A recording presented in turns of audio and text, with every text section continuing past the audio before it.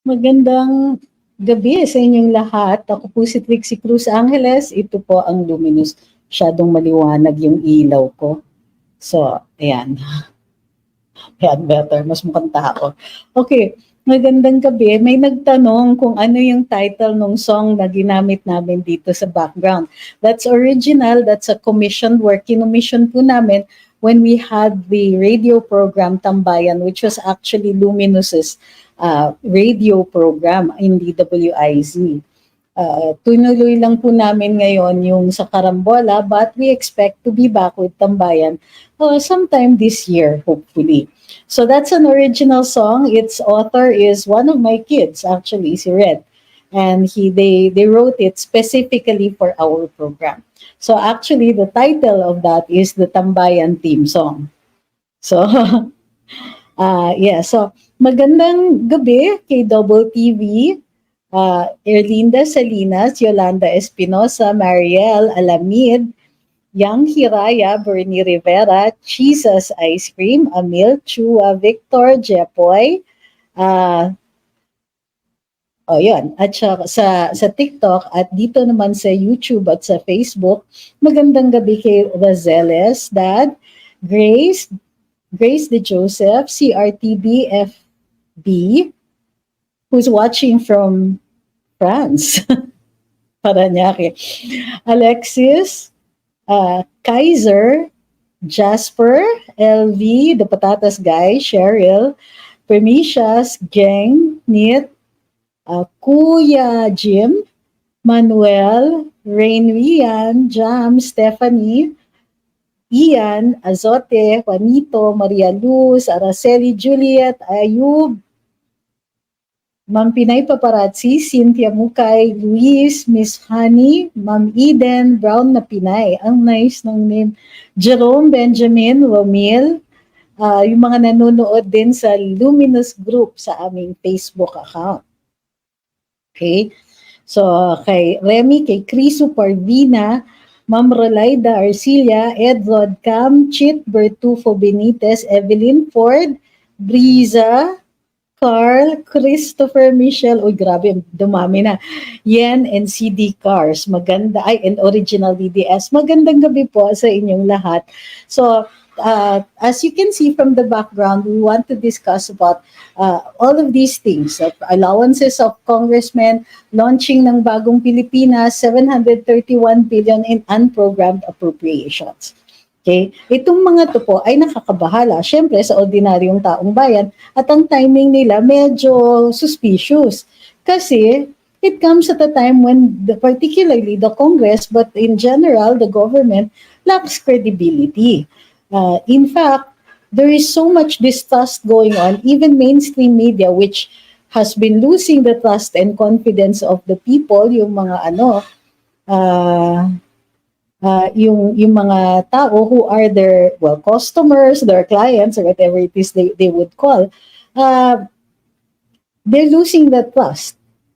Of course, with mainstream media, medyo pababa naman talaga yan ever since sumabog na po. Well, I don't know if you can use that term, ang social media at lumaganap ang paggamit nito.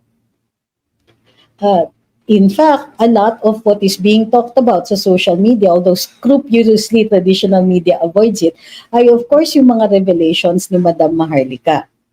Okay? So, ano ba itong mga to? Wala pa akong sinasabi. Nagtutol na, kakalokan, paghahalataan naman yung ano, kung ano yan.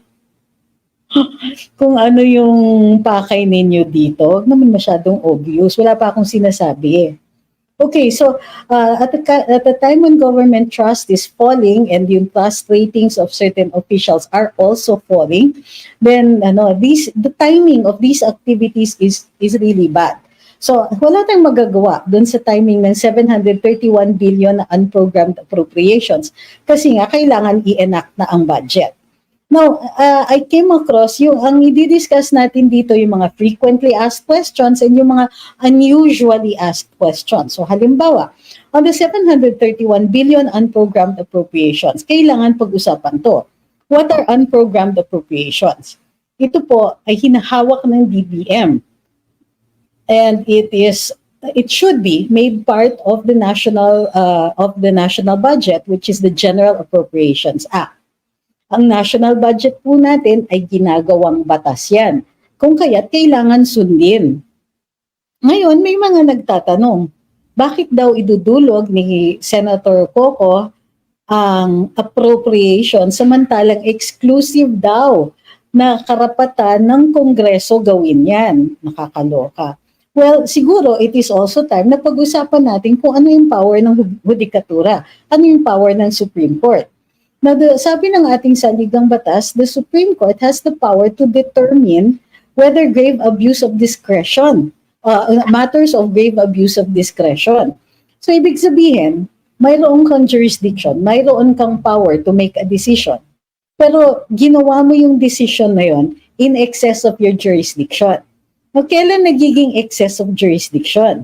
Yan ay kapag walang lumampas ka sa standards, you exercise that discretion in a whimsical manner, walang katuturan, or inignore mo kung ano yung mga guidelines for making that decision.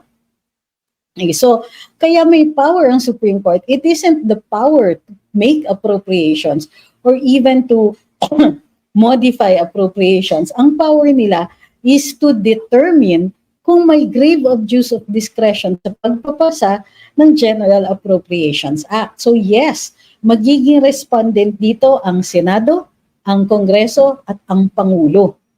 These are not criminal cases. Ibig sabihin, kaya dinadala ito sa hukuman para questionin kung makatarungan ba at ayon sa ating saligang batas yan. Kung hindi siya ayon sa saligang batas, then in excess of jurisdiction na at may grave abuse of discretion.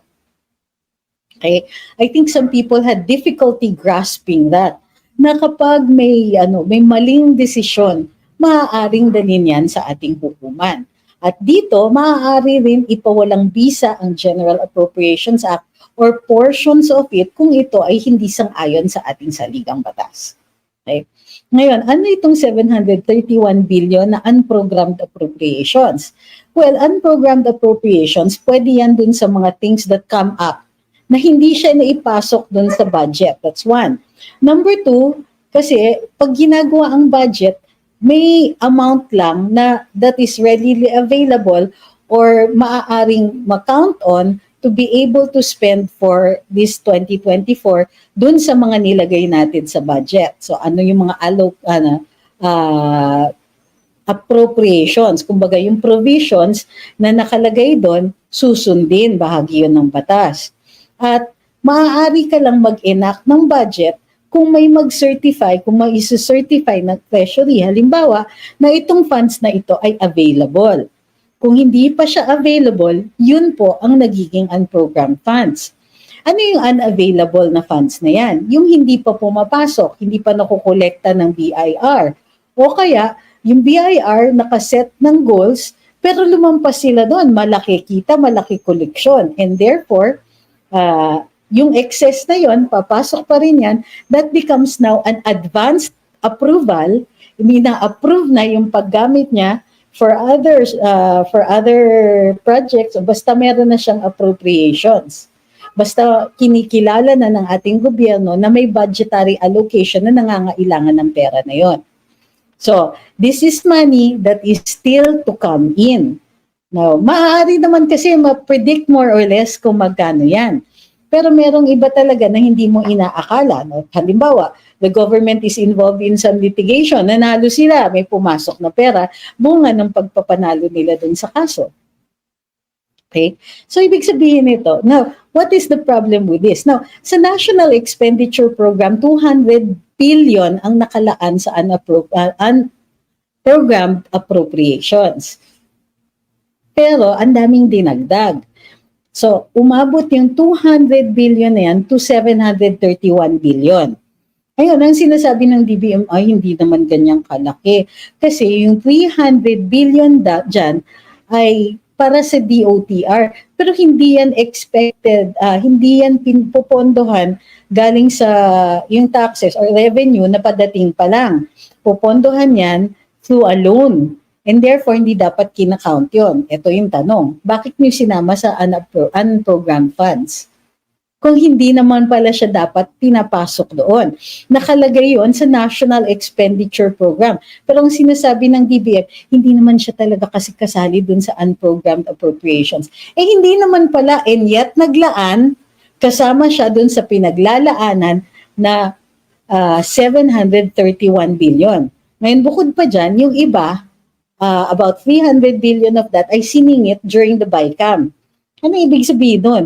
Well, kasi may bicameral conference yan. Kapag hindi pareho yung inaprubahan ng Kongreso at saka inaprubahan ng Senado pagdating sa isang batas, and in this case, the General Appropriations Act, magmi-meeting sila para ipagkasundo, to harmonize or to correct the differences.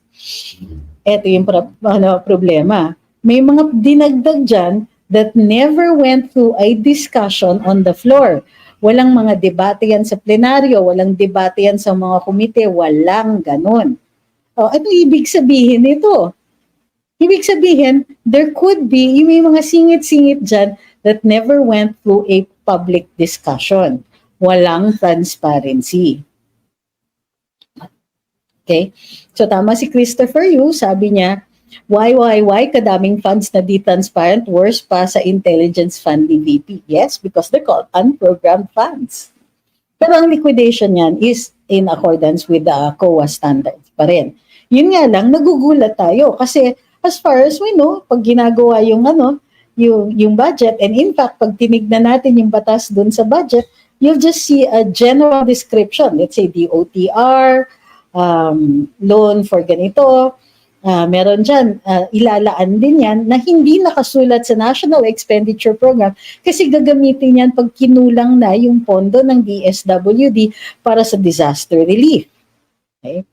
Pero hindi natin yan nakikita. At kumbaga, nabibigyan ng wider and wider discretion ang Kongreso at ang mga departamento under the executive.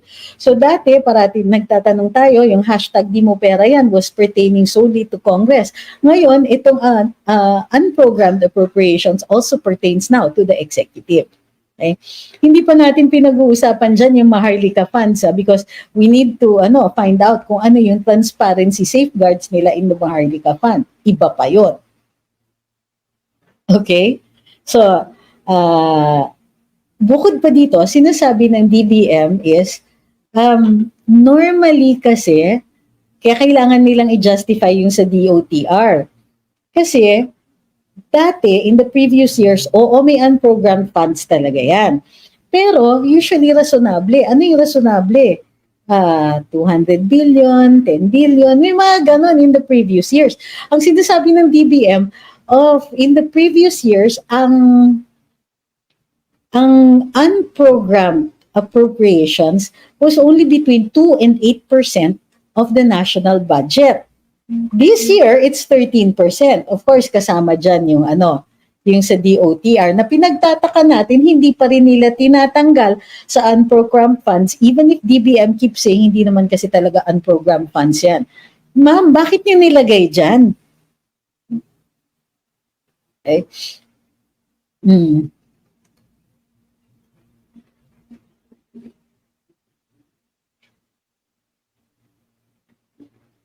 Okay.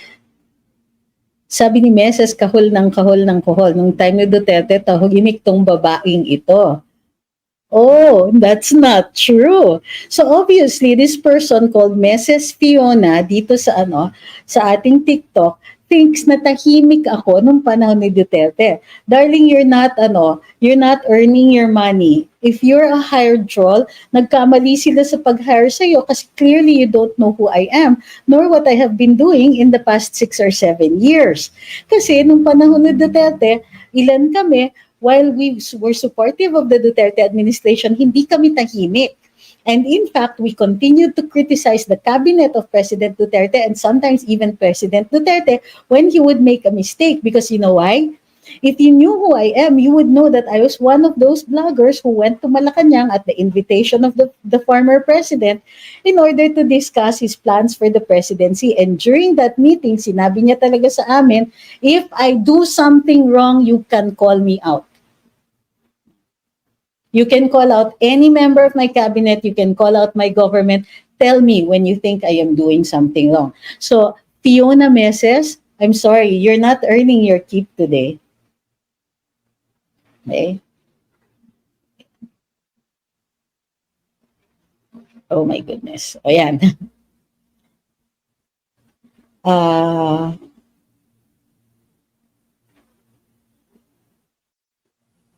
Okay.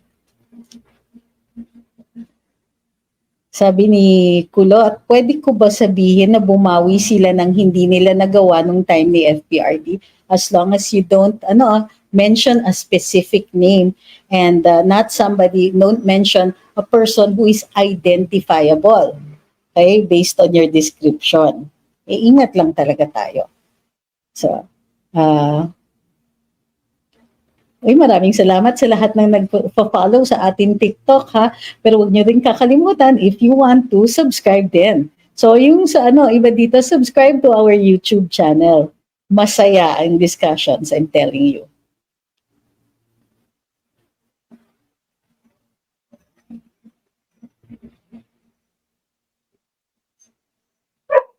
Okay. Sabi ni Christopher Yu, sa mga jeepney driver and operator, bigyan ng livelihood na hindi pang one day only. Correct, kasi yung one day only, ang tawag dyan ay ayuda. Di ba? Yung bibigyan ka ng konti, parang parang barya-barya lang, di ba? Hi kay Adrian. Alright, so that's the unprogrammed appropriations. Ngayon, may isa pa. Itong project ng Bagong Pilipinas, it's not really clear. It's not really clear kung ano exactly ang Bagong Pilipinas. Ang pagkaintindi natin, ang pagkaintindi natin is Bagong Pilipinas is a branding campaign. Ginagawa nila ng branding yung Marcos administration para daw makilala ang Marcos brand, which for me is not illegal. It's okay.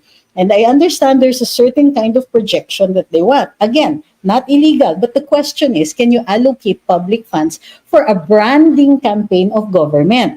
Now, here's where the discussion gets tricky. Why do you need to brand the government?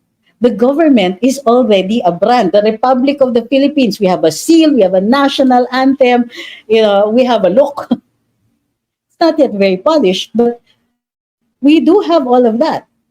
In theory, we have a national philosophy, we have a history, we have a constitution. All of these are brands, are part of the branding campaign. Okay, Bantay Peke, papatulan kita today because what you're doing is committing a crime. You're making an imputation of a crime, vice, or defect. Hindi po ako suspendido at hindi po ako disbarred.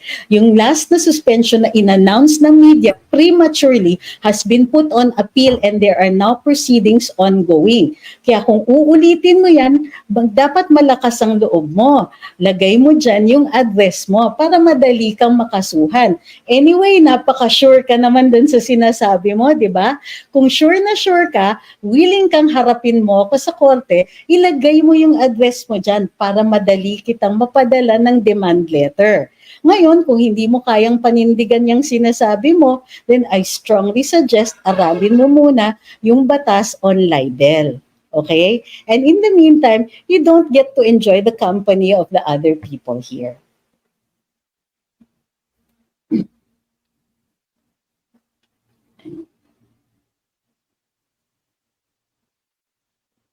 Sabi ni Kuya Nick, why until now no one is questioning the liquidation by certification in the Supreme Court if it is unconstitutional? Teka, sino bang nagsabi na unconstitutional yan? Ako ba? Ako ba? Are you saying that I said that? Because I didn't say that. I did not. So tell me who said that it is unconstitutional. And if it is a lawyer, babasahin ko. Tignan natin kung I agree or disagree with their assessment. But usually, if it is a lawyer and they have legal basis for saying that, re-respetuhin ko yan kahit hindi ako mag-agree. And in fact, I respect your opinions, but my question is, where in God's green earth did anybody say that it is unconstitutional yung liquidation by certification, and how come they had a say about it? And why did they say that? Okay? Because the Constitution requires an audit. And inaantas dyan, ang binibigyan ng responsibility dyan ay ang COA. So COA conducts an audit. But they audit the liquidation by certification. Now that's why we make a distinction. Ano ba ang liquidation? Ano ba ang audit? So para ma-audit ka, para makita dun sa pag-check kung kung totoo ba yan, kung tama yung pagkagagastos ninyo ng public funds, titignan. So yung mga resibo, in lieu of the resibo, may certification.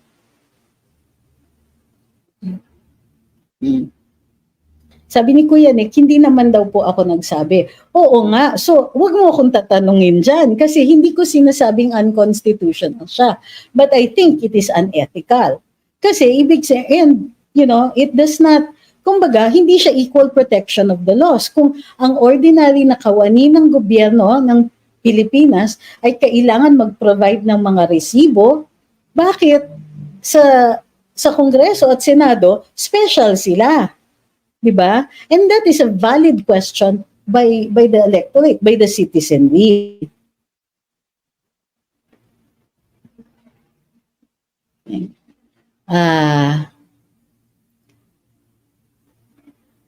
Sabi ni My Choice Min at Bantay Peke, hindi dapat pinangangalandakan ang pagiging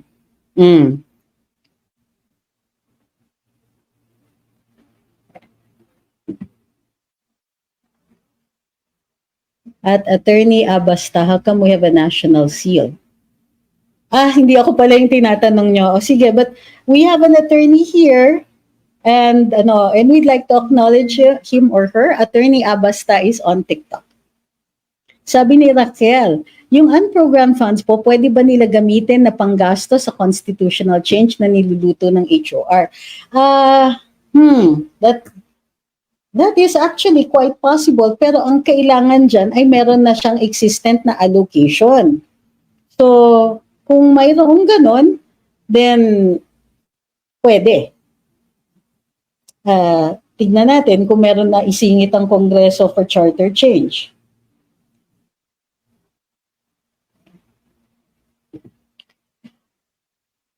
Hi kay Jing Salcedo.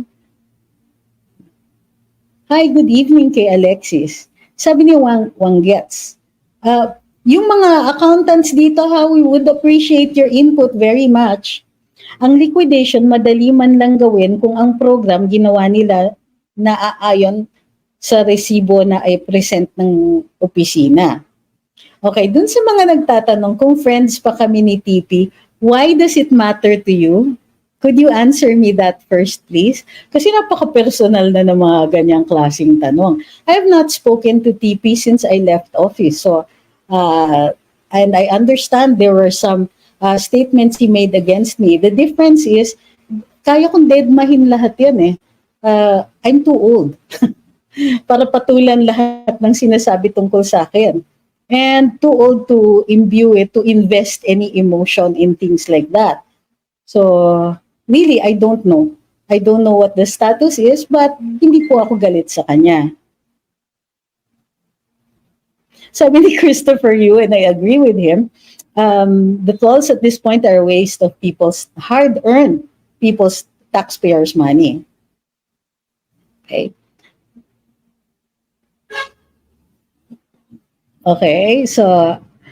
So now let's go to Bagong Pilipinas. Now, Bagong Pilipinas is a branding campaign, and that was made clear. And I understand na ang dating pinuno ng proyektong ito ay yung dating presidential advisor on creative communications. This was Mr. Paul Soriano. Now, nagkaroon ng mga issues.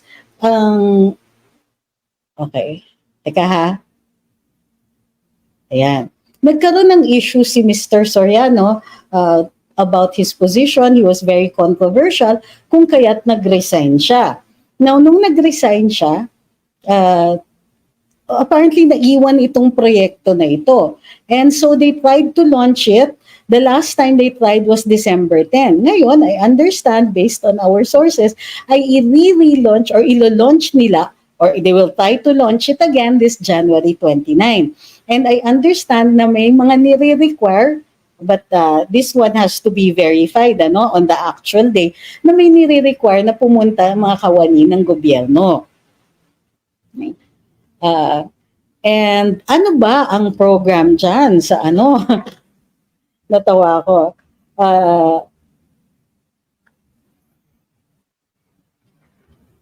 Okay. So, naririnig ko kasi medyo inire-reportan sa akin yung drama that's going on in another live. Let's not comment on that yet. Okay? So, in the meantime, naiwan ng dating project head, nagastusan na ito. So, kailangan ituloy. Kasi mas mahirap mag-justify na mayroong kang ginastos pero hindi lumabas yung proyekto. So, ano mga nagawa dito? Well, number one, may bagong logo which I don't know why it is there. But in addition to, kunwari, the seal or the logo of the agency dun sa stationery ng ating mga government agencies, andun din yung seal ng Bagong Pilipinas, which doesn't even mean anything. Hindi man seal yung logo. So, ito yung stylized Philippine flag na mukhang basket. I think they made some explanation of why that was the logo. There's supposed to be symbols about it, pero parang hindi dumidikit sa isip. So, ngayon, yung launch will be at the Quirino Grandstand. There will be performers, there will be videos explaining this, and so on. Now, here is the problem. Ang nakikita natin dito ay parang ginagaya nila yung first Marcos administration, which had the Bagong Lipunan. So, Bagong Lipunan, Bagong Pilipinas, gets nyo? Diba? Yung Bagong Lipunan, yung kanyang logo was something like a stylized Philippine flag. And then they had a song, may bagong silang, among others, di ba? And meron pang mga slogans sa ikauunlad ng bayan, disiplina ang kailangan. So there were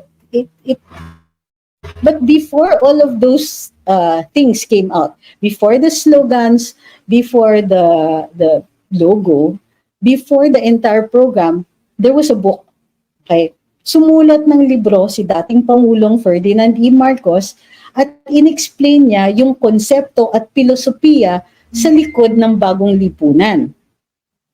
So, dun sa Bagong Lipunan, ini-explain niya bakit ganito. Kasi the old society was burdened with the oligarchy, with repressive or regressive practices, and so on. So, included dito yung mga should we celebrate fiestas? Kasi there were discussions about this. Should we still celebrate fiestas? Because of the practice of some Filipinos na sa fiesta, all out sila, bayad, gastos, bonggang-bongga, pagka naghahanda, libre lahat, tapos pabonggahan ng gayak, pabonggahan ng pagkain, and so on. Tapos it leaves the family impoverished for the rest of the year. So, yung mga ganon, in-address yung mga practices na ganon at in-address yung ating mga traditions and customs. And he was saying that some of these are miring us in the past. Diba? This was preventing our progress. It was preventing us from being part of the 20th century. So, correct. Sino ba yung nagsabi nun? Ito yung, meron pa siyang kopya ng libro. Nakita ko dumaan eh. So dun sa Bagong Lipunan ni Ferdinand Marcos, it was backed up by a philosophy. I don't agree with everything that he says, no, because for me, importante, some cultural practices, they take some time to evolve. It doesn't mean it's bad. Kasi ang nangyari is people thought that, masama yan, therefore masamang tao kapag ginagawa yan. Something got lost in the messaging. In other words, it wasn't perfect, but it was a kumbaga, it was prepared, it was ready, it was backed up by an entire philosophy. Di ba? So, ang ginagawa nila ngayon is trying to duplicate that. So, dati kung may bagong lipunan, ngayon may bagong Pilipinas, which was part of the campaign slogan. Ang problema, walang filosofiya. Hindi malinaw kung ano yung hinahanap dito o ano yung pagbabago. Ano yung symbol? No, may symbol ka. But you're not telling us what the symbol is about. In short, all of your communications, little tricks, they don't work because you're not really communicating anything. And as a matter of fact, this looks like you're just trying to save the project kasi ginastusan na ninyo and you're just trying to slapdash, put it together para matapos na.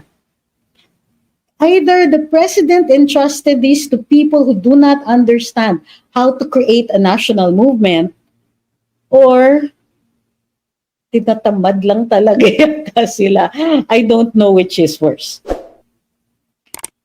I don't know then how much they are spending on this, but I think anything in excess of 1,000 pesos being spent on this one is a waste of taxpayers' money. Seriously. Kung gusto ninyo magpa-concert, di magpa-concert kayo. Ginagawa nyo naman yan sa Malacanang linggo-linggo, di ba? May fireworks pa. So, why make an excuse for this? Why this rally? Why this massive?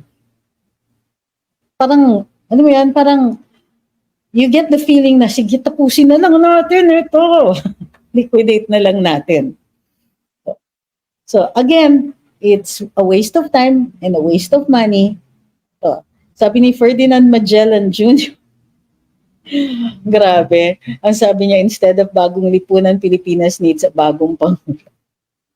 In due time. Okay? Ito. Sabi ni FB, bagong lipunan tapos martial law, same sa bagong Pilipinas, pwede, posible yan. But like I said, no, let's see. Okay? We'll deal with the other topics that I know ay bumabagabag sa isip ninyo. But tapusin ko lang ito. Ngayon, kanina nag-live si Madam Maharlika at sinabi na nagbigay ng parang additional allowances or bonuses to our congressmen. And ako, I suggest you watch her para I don't really want to repeat what she is saying. Pero ang punto ko dito, it's a bad time. And these people, I do not understand kung bakit nagpipilit kayo ng mga ganitong ginagawa at a time when the trust in you is very bad. It's falling. It's low. Kumbaga, the fact na pinipilit yung mga ganitong proyekto, yung mga ganitong action, means na, how do you call this? You don't care. Okay? You're apathetic to the people. Hindi kayo nagre-respond. Hindi ka walang responde. Kumbaga, ano ba naman yung may humarap na opisyal sa amin at sabihin, i-relaunch namin ang Bagong Pilipinas, ito po ang proyekto na yan. Ito po ang gusto naming ma-achieve dyan. These are the goals, this is the way we're going to do it. And yes, we believe that this is an important project because right now, kailangan natin magkaisa. Or something like that. But as it is, nakikita na nila kasi it would be wrong for the government not to monitor public opinion. Kailangan binabantayan ng public opinion parate. Lalong-lalo na padating na papunta na tayo sa 2025, magkakaroon na ng eleksyon. Kung hindi sila makikinig sa tao, pupulutin sila sa kangkungan. Unless there are other means that you're looking at to stay in power, in which case, hindi na nakakatuwa yan. Ngayon, no, sabi ni Ma'am Laarni, 632 million pesos daw. Nakakagigil. Diba? Sinong matutuwa? Hindi ba tayo yung naglagay sila sa kanila sa pwesto? Hindi ba tayo yung tinatamaan ng mga polisiya ng gobyerno? Pag nagpapasa sila ng polisiya, apektado tayo. So kung i-ignore nila yung taas ng presyo ng pagkain, that means you don't care kung gutumin kami. Bakit kayo presidente? Bakit kayo nakaupo dyan if you don't care? Diba? So, Which brings us to the comment of one of the vloggers. Huwag na natin pangalanan because I don't really want to take this to say this as a personal affront to this person. Pero ang sabi siguro narinig tayo nung sinasabi natin presyo ng pagkain, tubig, kuryente, internet, transportation, etc. Sabi, matagal ng problema ng Pilipinas yan, bakit daw natin sinisingil kay Presidente? Or something like that. Yung iba naman sa mga vloggers nila, sinasabi na, at oo, binibigyan ko naman ng importansya yung sinasabi nila kasi mali. So, yung iba naman sinasabi, bakit nasolve ba ni Duterte yan? Okay. So, for me, that's a good question. Number one, the former president, he at least tried. Nakita ko yung minonitor ko yung mga actions niya dun sa tubig. At alam natin na na-infiltrate yung ibang mga miyembro ng gabinete niya at pinigilan yung pagbawi ni Pangulong Duterte dun sa mga kontrata sa water concessionaires.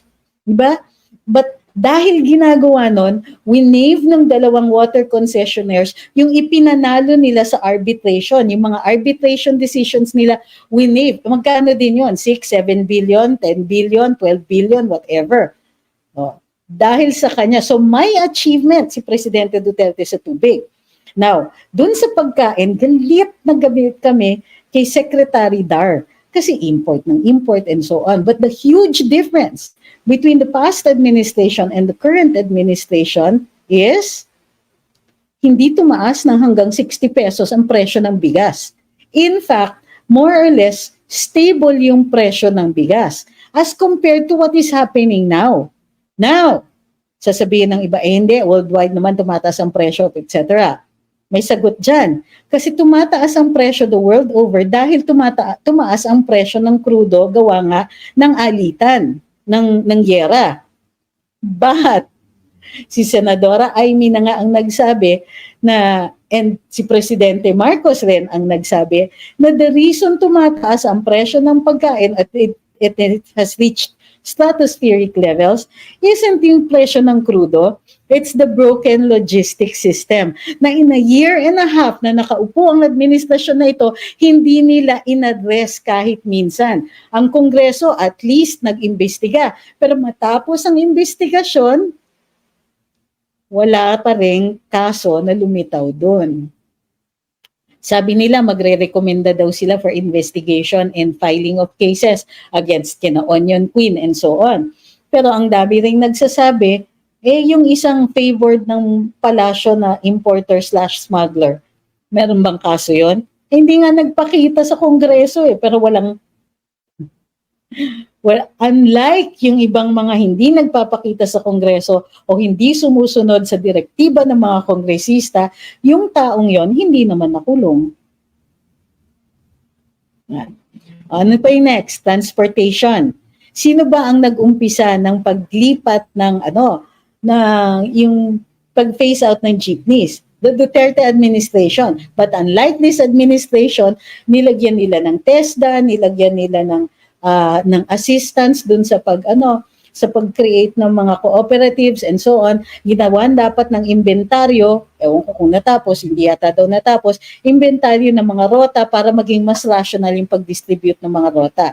Ginawa ba ng administrasyon na ito? Hindi.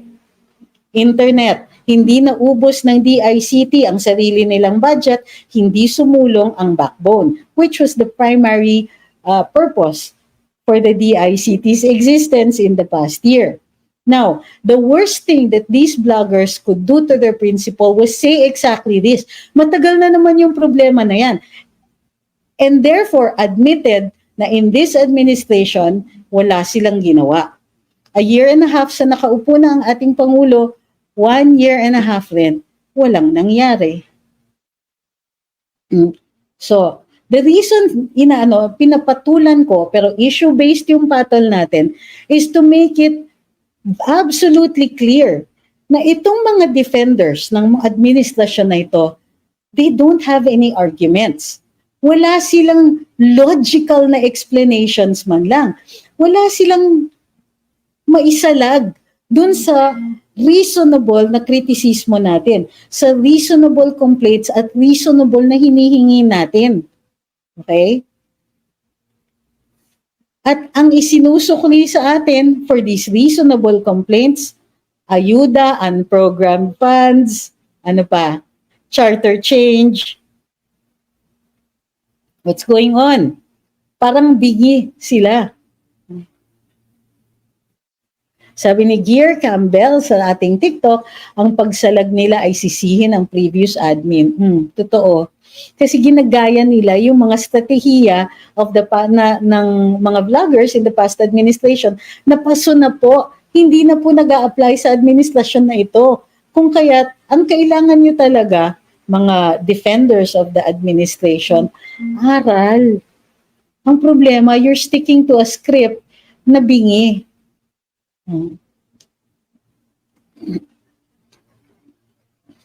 Sabi ni Al Torres, anong nangyari na daw sa kadiwa ng Pangulo? Hindi ako sure kasi ang problema nga parang lip service yung kadiwa.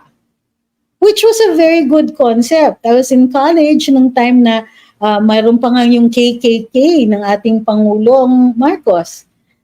Yung KKK na yon was to strengthen the means of distribution. So meron ka, tutulungan mo yung mga farmers, pero kung hindi mo tutulungan sa distribution at saka sa pagbebenta, anong gagawin natin? Di ba? Bali, wala. Hindi mo inayos yung logistics system, which hanggang ngayon ay hindi pa nangyayari.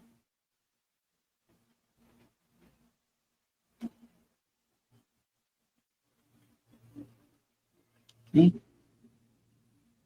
Sabi ni Shamrock, granting na hindi naayos ng nakaraang admin yung problema, ay yung admin ngayon ang nakaupo. Kaya trabaho nila, ayusin yun. Kaya sila ang gumawa ng problema o hindi. Totoo yan. At masayang-masaya ako nakikita yung mga explanation nyo na ganyan. Because it's logical. Diba? Sure, pwede nga nilang sabihin kasi kasalanan ng Duterte administration to. Pwede ko pang sabihin sa kanila, sure, pero in the 1.5 years, anong ginawa ninyo para ayusin yan? Ang problema din dun sa mga defenders ay hindi nila alam kung meron ngang ginagawa yung administrasyon o hindi. Kasi kung alam nila, dapat nilalabas nila. Yung script nila, yung gumawa ng script nila, hindi din alam. So ano yan? The blind leading the blind?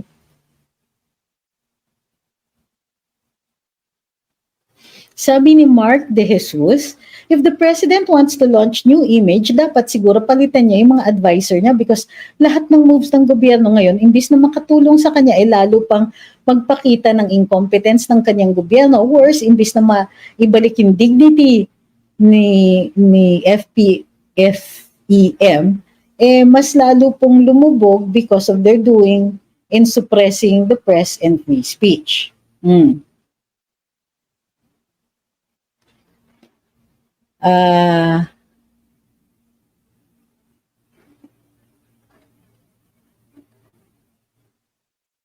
I disagree. Sabi ni Janet dito sa sa TikTok, but maybe you want to elaborate. Sabi niya, ang Kadiwa at Malasakit centers, mali yung grammar, are like unicorns.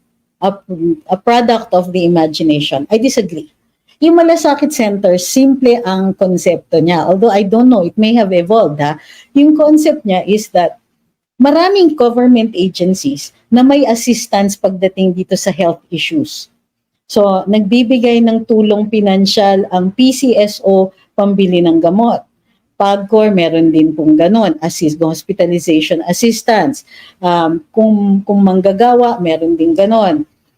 So, maraming agencies. Ang problema, kawawa yung kamag-anak o yung may sakit kasi in order to benefit from this, kailangan puntahan niya isa-isa itong mga ahensya na ito.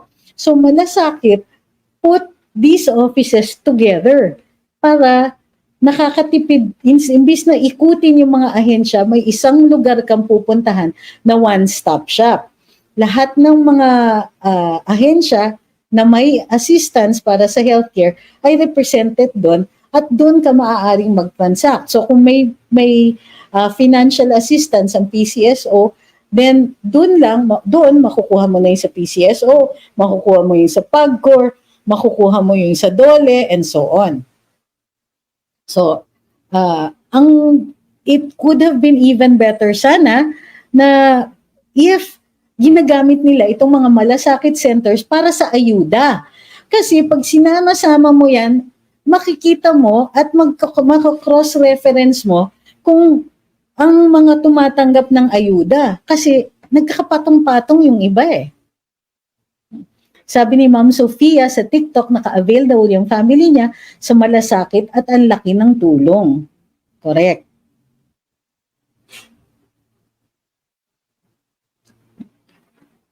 Ito. Valid yung observation ni Ma'am Marie Chris Mendoza. Sabi niya, sinasabay daw po pala sa ayuda yung petition about charter change.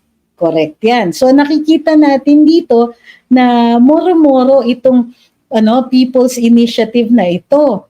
Kasi kung mayroong ganyan na persuasive activities para sa charter change, hindi yan tunay na people's initiative. Now, bakit nila tinatago ito? Kasi comparatively, pwede nilang itago kasi ang mga kailangan lang is something like 10% of all registered voters. Pero minimum of 3% per district, electoral district. So, anong ibig sabihin nun? They just need to get that many na pipirma. Hindi sila magka-campaign and let the whole world know na nagpapapirma sila. Kung magka-campaign sila, baka may mga lumabas na tao tulad nating mga sutil dito na sasalagin o i-criticize o ipo-point out yung weaknesses ng sinusulong nila. And let's be very clear about this.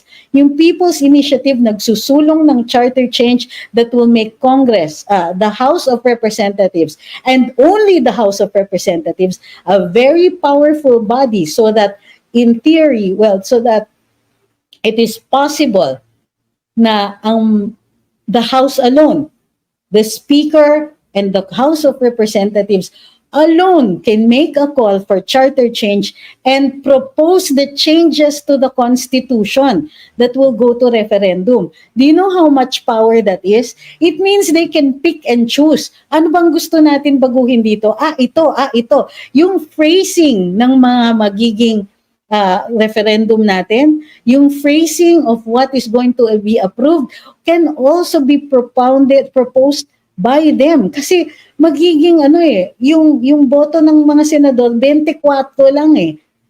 So, kung maipasa itong People's Initiative, uulitin ko, ang purpose ng People's Initiative na ito ay bigyan ng additional and quite possibly extraordinary powers ang Kongreso, ang House of Representatives. Hindi nila dinadagdagan yung power ng Senado except for the Senate President can issue an additional call. Diba? Pwedeng siya din lang, pwedeng Senado rin lang. Pero because both houses have to vote, ang magko-control niyan ay yung House of Representatives. Buti sana kung hindi umiikot ang balita tungkol sa ambisyon ng ilang ng liderato ng House, di ba? Hindi naman na sikreto yun na may mga ambisyon dito. At yung mga ambisyon yan, hindi yan yung simpleng gusto ko magpresidente. Kailang yun. Kasi may eleksyon sa 2028. Pero paano kung yung ambisyon ay magtagal sila? Paano kung yung ambisyon ay to make it really easy for them to win, but really hard for somebody else? Yeah. What if yung mga proposals nila to amend the Constitution will make the rich people richer? Kasi pupuntiryahin nila yung mga economic provisions. Hindi natin alam. Kasi sila lang ang magdi-discuss Sila lang ang mag-phrase, sila yung gagawa kung ano at mamimili at gagawa kung ano yung ihaharap sa taong bayan na pwede nating sabihin yes or no. Kasi yun lang, malilimita lang tayo dun sa yes or no. Kung rapratin nila yan at mag-meeting sila for let's say 20 days. In 20 days, gawa na yung referendum mo, ipapresenta sa COMELEC within a month, mag-hold ng referendum. Paggising natin kamakalawa after the referendum, bago na yung saligang batas natin at pwede ng Prime Minister or forever.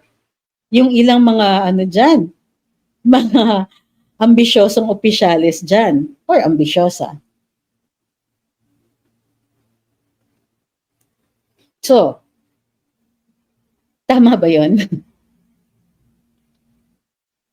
So, tama ba yung timing nila?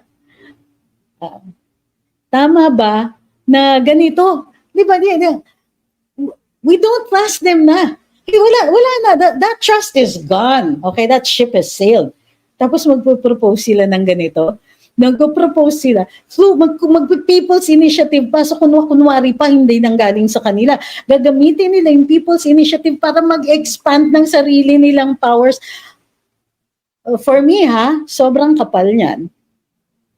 And that's why I don't really like to get involved with the other things that other bloggers are talking about, like yung mga gyera-gyera na ganyan.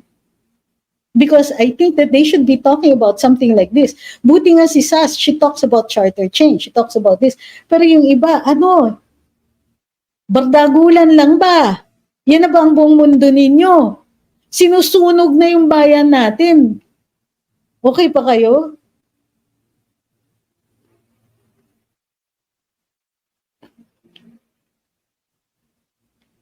Sabi ni Arnel, and tama naman siya, nagsimula ang gulo na yan dahil kay Romualdez at GMA. Ngayon hiwalay na yung PBBM at Sara. I agree na yan yung starting point. However, that doesn't mean to say na walang ambisyon yung dalawang yon. Posibleng pareho silang nag-aambisyon. Diba? I wouldn't put it past them. But, and as far as I understand, is that itong plano to expand the powers of the House of Representatives, matagal na nilang iniisip yan. Pinagninilayan nila yan.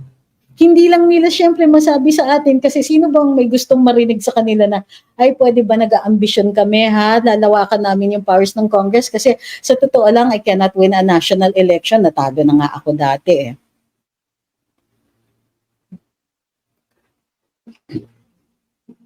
Sabi ni Jerry sa YouTube, Bagong Pilipinas, tumaas presyo ng bigas, bumaba presyo ng biggest achievement of DBM.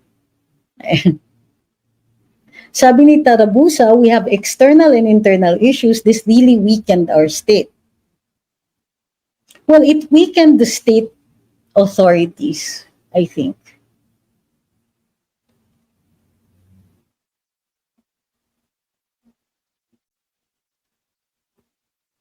Sabi ni Miko, ma'am, kailangan nang maglilib. To Daryl's point kagabi, wala pa kasing kampo, and I understand VP in any way cannot be part of this yet. Totoo yan. But it also has to be organic. That's why we need to discuss this. That's why kailangan, hindi lang ako, hindi lang sina Daryl, hindi lang sina Sas and all that.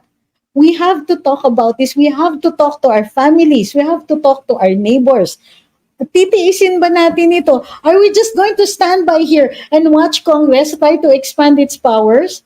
That's just step one. After that, pagising natin, may bago na tayong Prime Minister. Because they're not telling us why they want to expand their powers. Ang lip service nila is, kailangan yung mga nagpe-prevent ng ating economic growth ay kailangan baguhin natin sa saligang batas. Disproven na po yung sinasabi ninyong economic provisions. Gumawa na nga ng batas ang Kongreso at Senado at bahagi po kayo noon. Congress helped make that law. And before that, there was the negative list. Hindi na nga po issue yung economic provisions ng ating saligang batas. Nagawan na natin ng paraan yon. Tapos yun na naman ang gagamitin nila para baguhin ang saligang batas. When we all know na ito pa lang dun sa People's Initiative pa lang, nagpapalawak na kayo ng powers nyo. Pa kaya pagka andyan na kayo, ano pa kaya pag napalawak natin to the point na kaya ninyong baguhin ang saligang batas using only the House of Representatives? Ano pa kaya ang gagawin ninyo para dumami pa yung inyong mga benepisyo? Ito nga, hindi kayo nakapagpigil Disyembre, ang daming galit, nagbigay kayo ng sarili ninyong allowances. Ano ba? Dapat nga nakikipagbardagulan ng Senado dito sa proposal ng People's Initiative na ito Di ba kayo nababagabag o kasama na rin po kayo? Willing victims na kayo dito.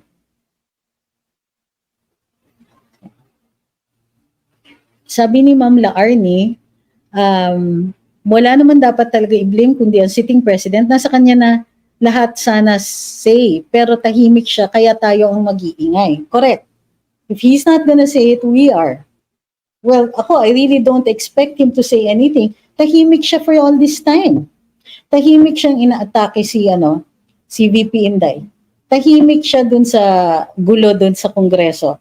Tahimik siya during the about the ICC issue except to say na kailangan na natin i-reviewin, which effectively is an admission na lahat nitong usap-usapan tungkol sa ICC at pag-iimbestiga kay dating Presidente Duterte has your approval and your blessings. Simple lang po yan. I mean, we can talk around it all you want, but we know.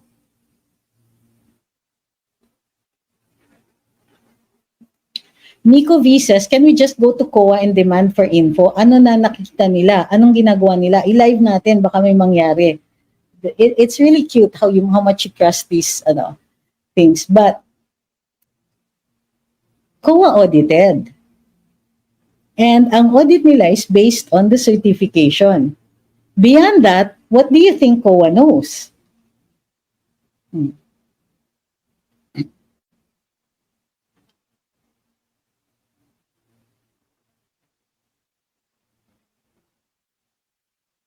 Sabi ni Cypher, do you believe po ba na ang pag-intervene ng ICC sa bansa natin is suntok sa sarili nating batas? I think it's the politicization it's politics being played at the expense of our sovereignty. It's ridiculous. Discredited na nga ang ICC eh. US nga, hindi miyembro dyan. Mahal na mahal nila ang US. Idol na idol nila si paring Biden. Pero ang US hindi miyembro ng ICC. In fact, national policy ng Estados Unidos na hindi sila pumipirma as much as possible in conventions and treaties kasi mas mataas daw talaga yung standards nila.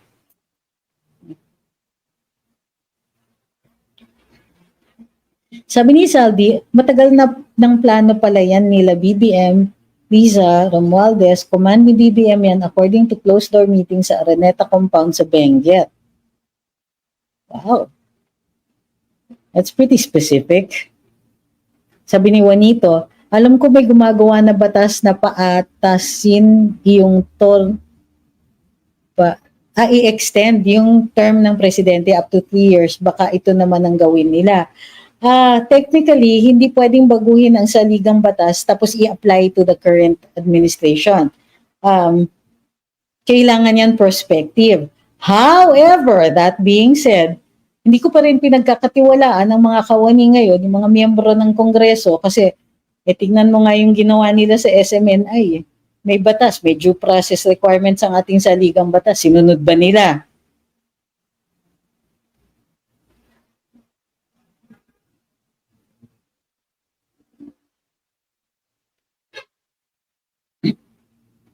Sabi ni Infested Jonesy, saan po namin makikita kung saan napupunta ang pera ng Maharlika Fund? Wala pa. Wala pa yung sistema. It's not yet in place. Hindi pa nga sila tapos mag-organize eh. Hindi ko naiintindihan kung bakit kinuha na yung pera o pinalaan na nila yung pera pero hindi pa pala. Habang ino-organize pa lang. In what universe did that make sense? Sabi ni Benedict, for them, silence has been used to attack his best ally. For us, his silence is a sign of weakness and disregard to the hopeful masses. Actually, maganda yung sinasabi mo, Benedict. He allowed Congress and the Senate to batter his BFF. He allowed just by his sheer silence. And then nung sinabi, paano yung CF ni Inday, nung pipirmahan na niya yung GIA? Well, I think that's moot na eh. She doesn't want it anymore. Ganyan. Right. Okay? Yeah. The president is a good man. Okay? I know him personally, and he is a good man. But I think he is failing this leadership. He's failing as a leader. And this is not the way to do it. Kumbaga, I understand the need to act quickly because they are losing the reason minamadali nila itong mga charter change and all of that. I think they planned this all along. Pero minamadali na nila because the trust in them is diminishing every day. Okay? Tinatanong ni Louie, natawa naman ako dito, your thoughts on FPRD run for party list congressman? Alam mo, Louie, when I came from Davao, ako nga po yung nag-suggest na tumakbo siya for Congress. Now, hindi ko alam kung bakit gusto ninyong party list kasi he can win very easily in Davao. For me, it doesn't make sense na mag-party list siya. Unless meron kayong gustong ibang kongresista dyan. Pero wag naman si PRD ang gawin yung party list.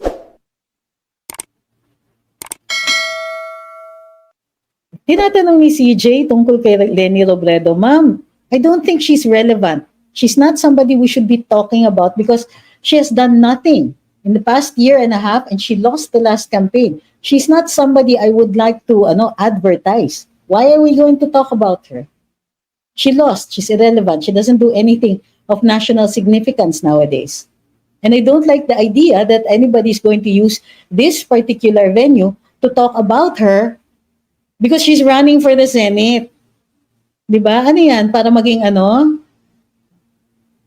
Para maging relevant siya, pag-uusapan namin siya. No, hindi po ako galit. Pero I certainly am going to treat with contempt these kinds of requests. Not the person though. The request. And why is it funny that I'm angry? Seriously, sino ba yan? LA. Tumawa siya, ha ha ha ha ha ha ha, bakit nagagalit ka? Tapos may crying emoticon. Talk about your mixed messaging.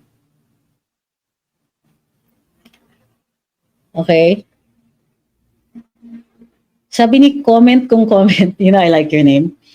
Dapat hindi sang-ayon ang mga liberal-aligned members of the judiciary now na pumasok ang ICC dito. Di ba dapat non-functioning justice system lang pwede mag-intervene? So okay lang sa kanila yon? Actually, no. Kasi nga, nagbigay na ng opinion si Justice Leonen about that. For him, okay lang. But unfortunately, his opinion was, kumbaga, according to Attorney Harry Roque, whom I hold in high esteem when it comes to legal issues, he's saying is that it's opinion, it's obiter, it doesn't have any effect on the decision itself. Nevertheless, ang maliwanag dyan is they do favor an ICC investigation. It might also possibly be because they do not favor the former president. Sabi ni Anthony, what will happen to the unprogrammed appropriations? Is there any effect on our economy? Our economy? Our economy, well, too much money causes inflation. Too much money in circulation causes inflation. But I think the issue is more about graft and, well, corruption. Graft is a form of corruption. So medyo redundant yun. But it affects the state of crime in the country. Sabi ni Janet Dakupal, cute na name din. Natutuwa ako. Minsan pangalan pa lang natutuwa na ako. Hindi na papanahon ng charter change. Duterte/Marcos lang makikinabang at walang oposisyon. Good luck. Aren't those two opposing forces already? So opposition of what? Hindi ako galat.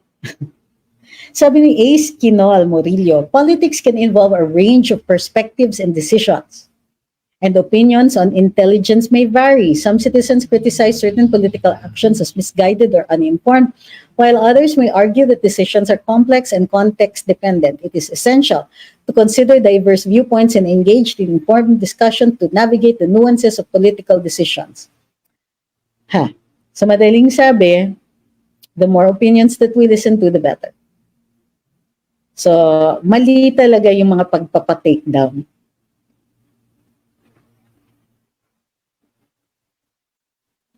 ChatGPT comment, sabi daw ni Miko. Sabi ni Shamrock, sa mga nangyayari ngayon, malabo pa pala mangyari yung pangarap ko din na makabili ng mga stealth fighters ang AFP.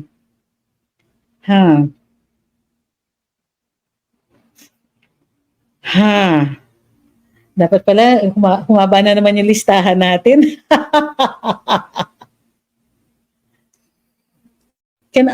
Sabi ni Riel, can unprogrammed funds be used for salary increases which were not budgeted in the GAA? Salary increases. Kasama po yan sa MOOE, dapat.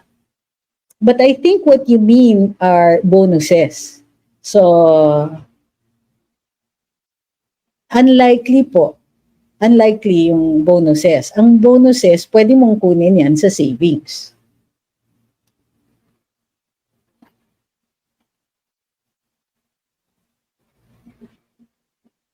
Sabi ni Carl, I heard in an SMNI interview talking about FPRD run for party list dahil makakakuha siya ng national vote na mahihirapan i-contest if he runs for Speaker of the House due to the large number of votes. Actually, what matters when you run for Speaker of the House is the large number of congressmen who will vote for you. What you need is the majority, not the number of actual votes. The majority in the House. Thoughts about PH's medium-term fiscal program. I still have to read it again. So, pass muna. We'll talk about it at a later live though, if you want. Sabi ni Rotar S., just reviewed Ms. Maharlika's vlog saying that Romualdez gave 2 million each congressman for pushing the Chacha to get 3% of the vote. I think that is eminently believable. Sabi ni Shinichi, may nakita akong post ni KLC ata yun, pinapatawag nila ang mga tao para sa ayuda pagdating may pinipirmahan pero sa Chacha pala. Yun na nga So guys, please be careful when you're asked to sign anything. Baka kaluluwan nyo na pala yung binenta ninyo. Sabi ni Anthony, are those employed by Maharlika Corporation, GOCC, considered government employees? Yes, they are. But employees of a government-owned and controlled corporation. So it will depend on their charter kung kung yung bayad sa kanila ay civil service standards. But I understand hindi May original charter sila and the charter indicates na mas malaki yung bayad especially ng board.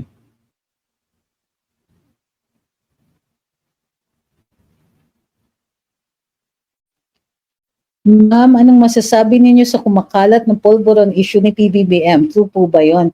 Well, you ask people who have personal knowledge whether it is true or not. I have no personal knowledge of that. And that's all I'm going to say about it. Because, that's a malicious imputation of a crime, vice, or defect. Sabi ni Jerpy, don't sign with the devil, we might lose our country's soul. Moonday asks, do you think VP Inday will resign as DepEd Secretary?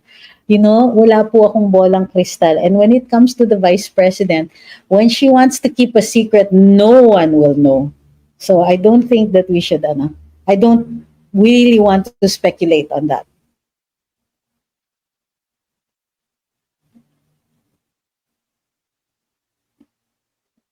Sabi ni Infested Jones, pwede ko po ba ibahin ang pirma ko at kunin ng ayuda? Actually, the checking will most likely be random. And ang titingnan lang nila if yung name na yon is a registered voter.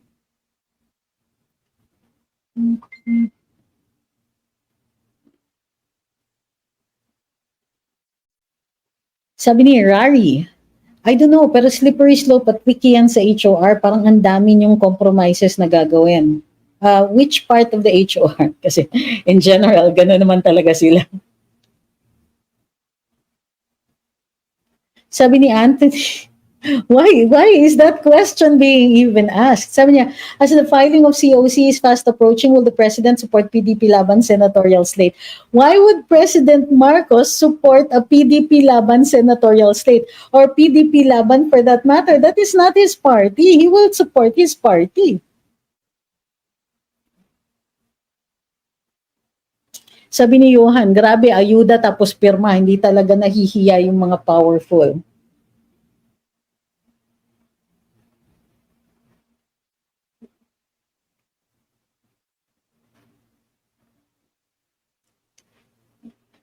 Okay.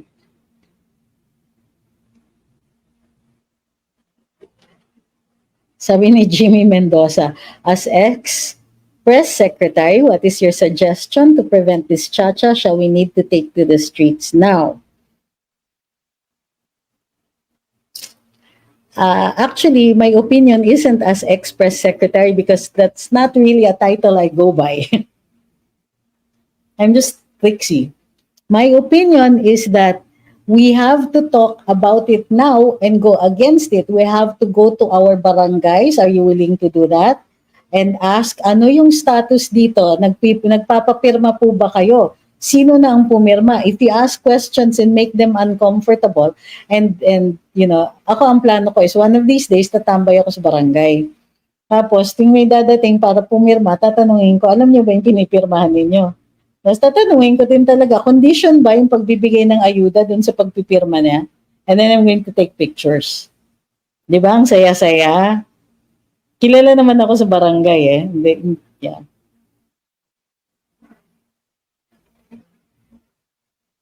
Ang cute, sabi ni Pobreng Pinoy, ex-press secretary equals Elon Musk employee.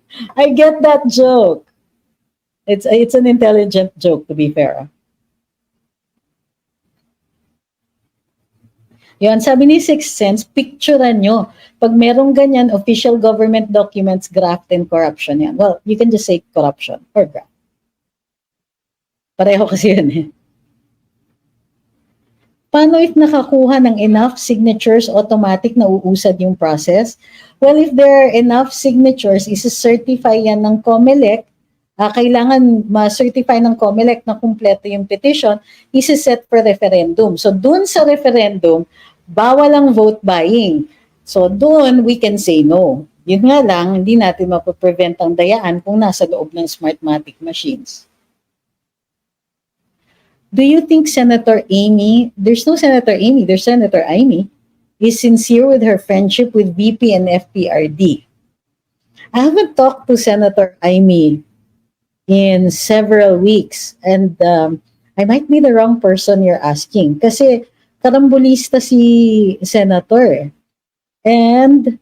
But as far as I can see, and as far as my limited knowledge of her movements are, I know she's genuinely concerned for FPRD and for VP Inday. But I also understand why people are asking whether or not she should be trusted because her surname happens to be Marcos. And I'm sure that we cannot count on her to do anything that might harm her brother or the legacy of their family. Diba?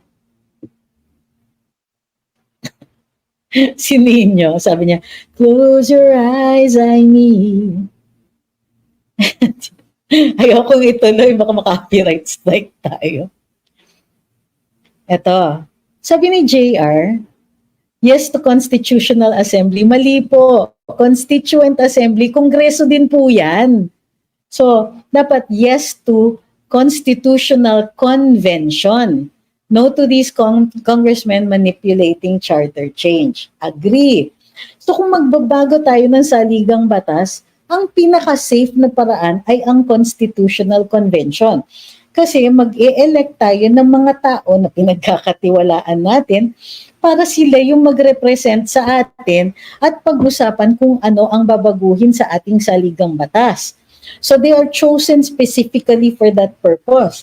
Kasi itong mga kongresista natin, kung kailan alam na natin yung mga ginagawa nila at kung kailan kitang-kita yung mga galawan nila na nakakawalan ng tiwala, hindi natin talaga kayang, medyo it stretches yung credulity natin. Masyado naman malaki ang hinihingi ninyong pagtitiwala sa amin na itong mga to na dahas at opresyon ang pinakita sa atin dun sa mga hearing sa SMNI, at saka sa pagbibigay ng ayuda, sa mga pagpuprotekta kay Speaker Romualdez and so on, how can we trust you to change the Constitution? It's so hard to bring that back, ha? So, and it took a revolution to change the 73 Constitution. So, why do they want to push this?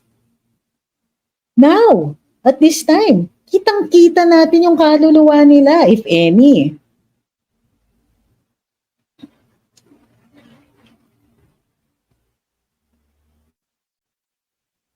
Sabi ni Pete Waltzer, which makes sense, yung unprogrammed funds palagay na lang po sa Maharlika Investment Fund at mag-create ng negosyo na maaaring magdagdag ng trabaho.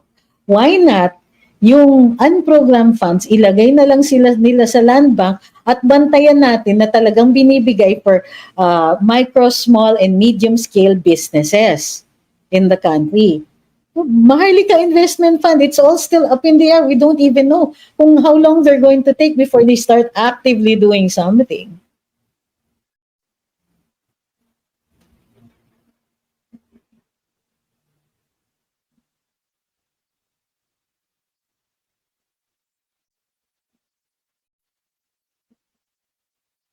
Sabi ni Ma'am Joan, I haven't seen Senator Amy react with phlegm even once. Not during campaign, more so now. I think hindi sila magkasundo. I don't know if it is productive to speculate on their relationship. Because the First Lady is not a public official. She's not an official, government official, but she is a public figure.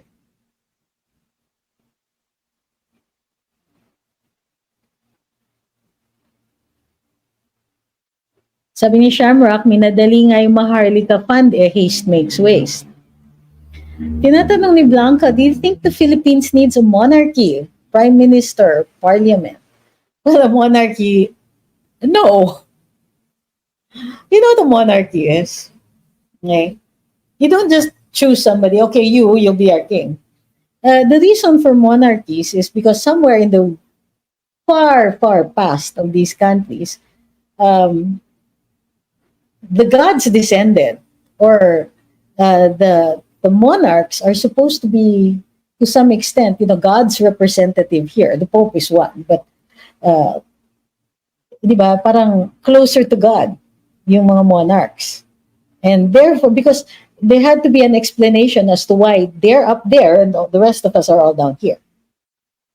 So the fiction, in some instances, in others, they really believe that the monarchy are divine and or have a divine character. Kaya nga, divine right of kings. The divine right of kings says that once na it is God who actually chooses them to be our leaders. So no, I think it's too late for monarchy. Parliament. Well, I like the idea of a parliamentary system. But the devil is in the details. We can't say na, I want to have a parliamentary system, because you have the rudiments, but the devil nga is in the details. How do you change a ruling majority? In other countries, they're sensitive to public opinion, and so they're able to change. It affects the persons who are in ministerial positions, as ministers and members of parliament. Pero sa atin, kung matigas ang mukha ng mga nakaupo dyan, kasi hoda talaga na the public opinion has turned against them, paano kung sabihin nila, hindi nakaupo na ako dito, I'm not putting this to a vote. Napapa-up ako? I don't know what napapa-up means. Tinatanong sa TikTok kung napapa-up daw po ako. What is up? If you're talking about some thingamajiggy here on TikTok, I'm really new at this, so I need to ask. Sabi ni PDJ sa TikTok, well, Senator Amy was true when she said that Malacanang was a snake pit and may still be. Oh, I think I second that motion.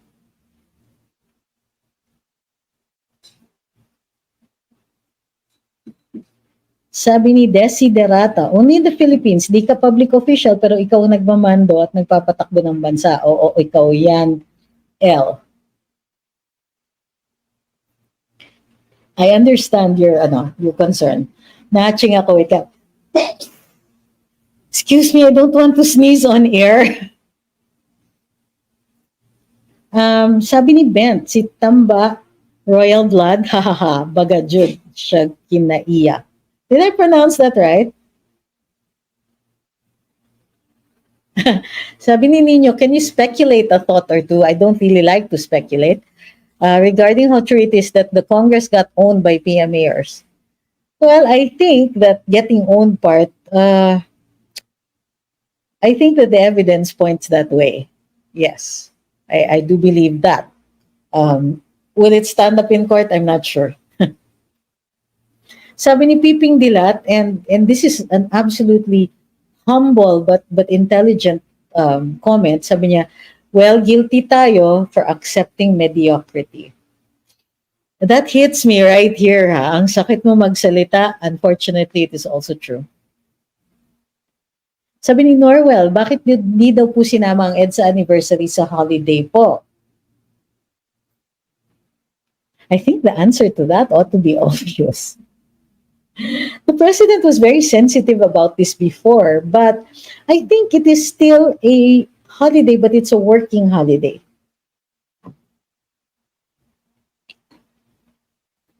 Okay. Natanong ni Jerry kung pwede bang mag-file ng petition sa Supreme Court to stop the practice of liquidation by certification. Okay, ganito. Okay. Who will sue and what is the standing of that person? Kasi the court can take cognizance of cases or controversies. Pero the person who brings it there must be damaged by this. So, ang kailangan patunayan is that, let's say, an ordinary taxpayer brings the issue to the court and files the petition on the ground na as a taxpayer, I am entitled to this transparency. So, pwede, in theory. I'm not sure if it's gonna work.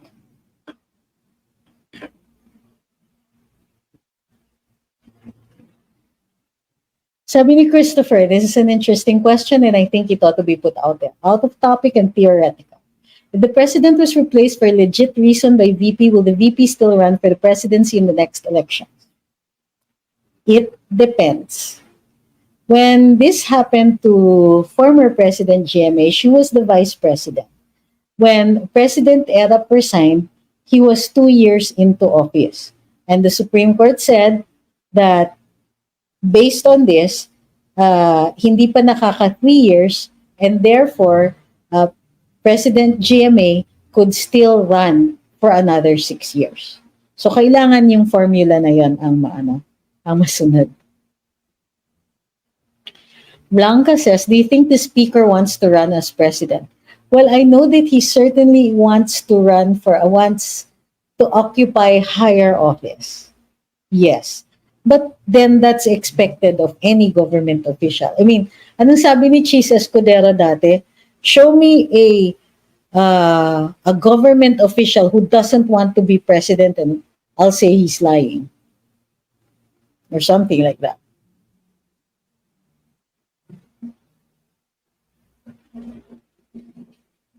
Okay? Sabi ni Nino o Nino, so it constitutes that these, what do you mean constitutes? That these few congressmen were just blatantly bullying those two poor media men? I think what you mean is that we can conclude that these few congressmen were just blatantly bullying those two. Yes, actually they were. Under the guise of protecting the interests of the people by making sure that these disrespectful media men are not seen by our people whose sensibilities must be protected. I don't believe in censorship, in case you hadn't noticed the sarcasm. Sabi ni Shamrock, yung hindi pagkatapos ng 3 years na term ni Erap ba ang dahilan kung bakit pinayagan din si Erap tumakbo sa 2016 presidential elections? I think, yes, that was part, plus his pardon. So, yeah. Let me see.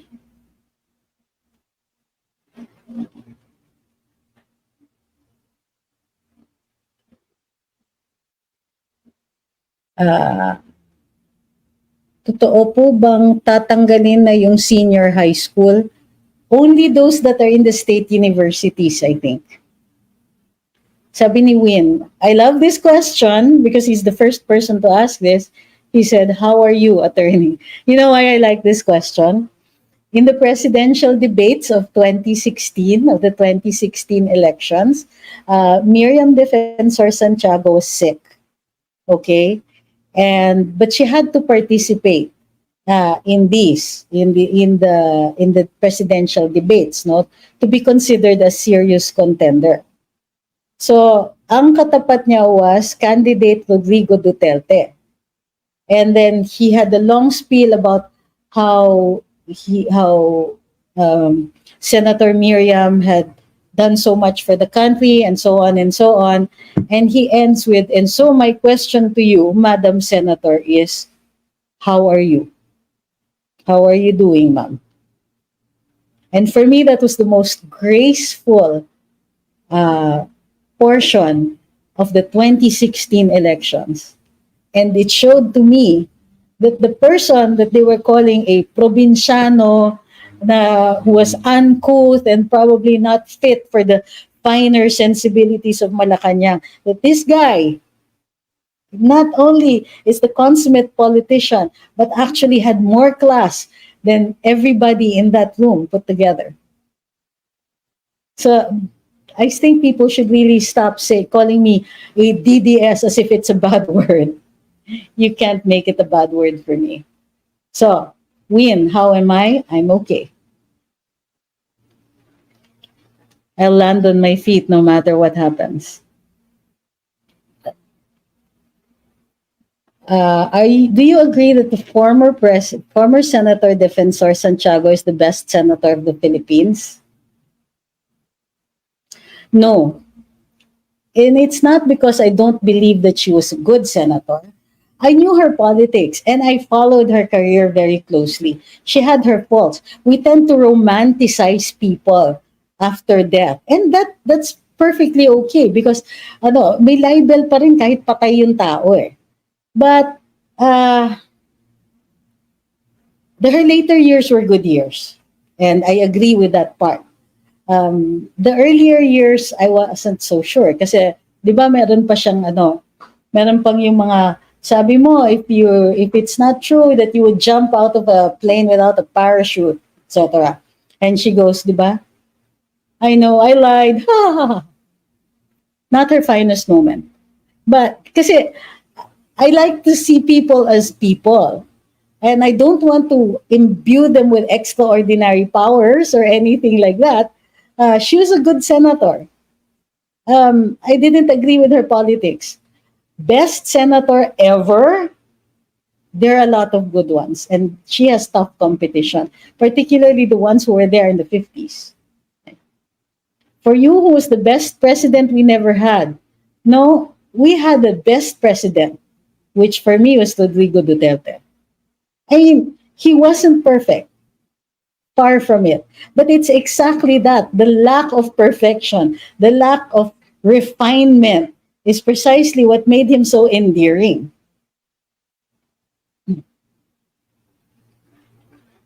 Sabi ni Melvin, kahit patay na, may libel pa rin. How come and where's the common sense? Actually, it's called, it makes sense. Yung blackening the memory of the dead, because the dead cannot defend themselves. That is the common sense. And yes, it is the law. And it is being enforced.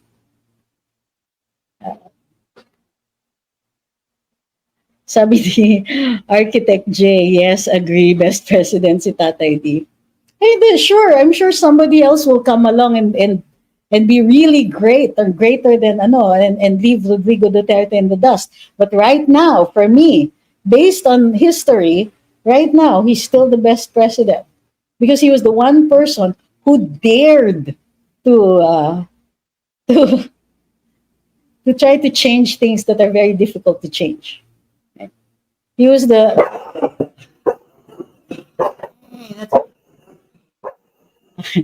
Sorry. He agrees. That's what he means. So, si Shamrock says, Emilio Aguinaldo ang best president. Joke lang. Well, kasi ako naman, I'm a little more objective. Everybody disses on Emilio Aguinaldo because he killed Bonifacio.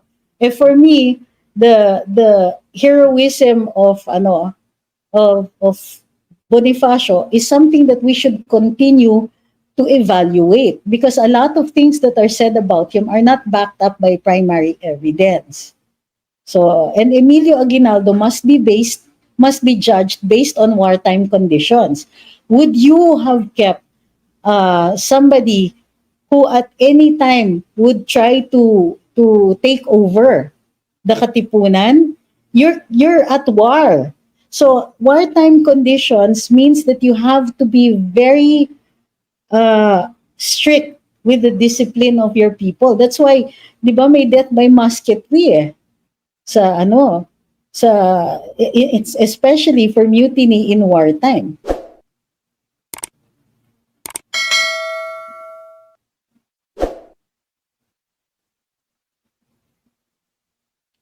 Sabi ni Patty Defensor, why isn't Daphne Osenia Paes calling a presser explaining all of these activities? After all, she's designated to talk to the media and the public about this. No, she's not, actually. She's not a spokesperson, and she is not the person who makes a press briefer. She doesn't brief the media. She introduces the people who will brief the media.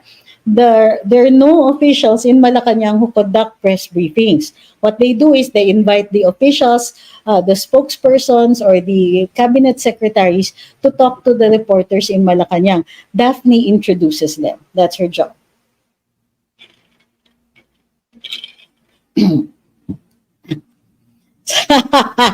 That's a trap.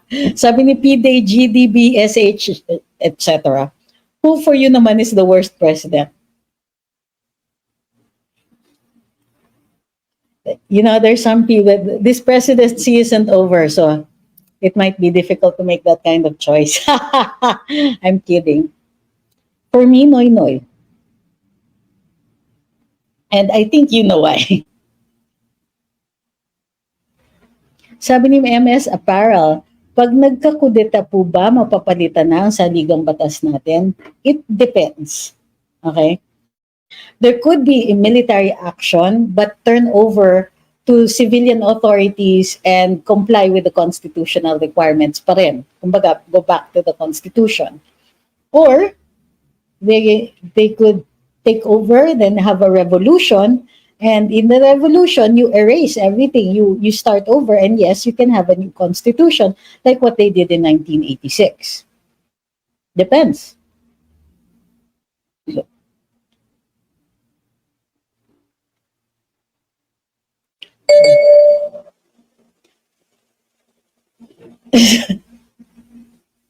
Grabe sabi ni Yi, 2022, hands down, Noy Noy is the worst, but Junior threatens to grab the crown. I would like to emphasize that this is Yi's opinion, okay?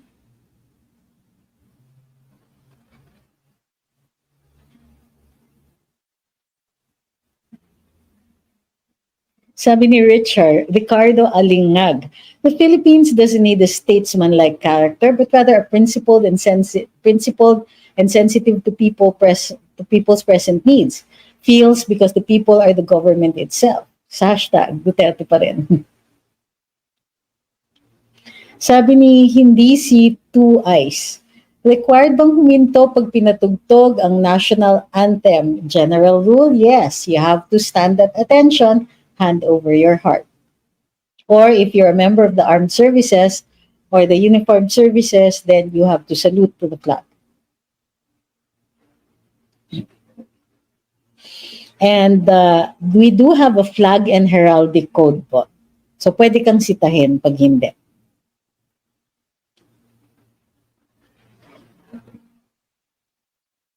Sabi ni Alex, pag may bagong saligang batas po ba, lahat ng lawyers kailangan mag-aral ulit? Well, lawyers are always studying. The laws change. Diba, there are new laws every day. The Supreme Court adds rules to the rules of court. They change the rules. Recently, nag-approve sila ng rules para sa Anti-Terrorism Act. So yes, we're always studying po. We don't have to go back to law school.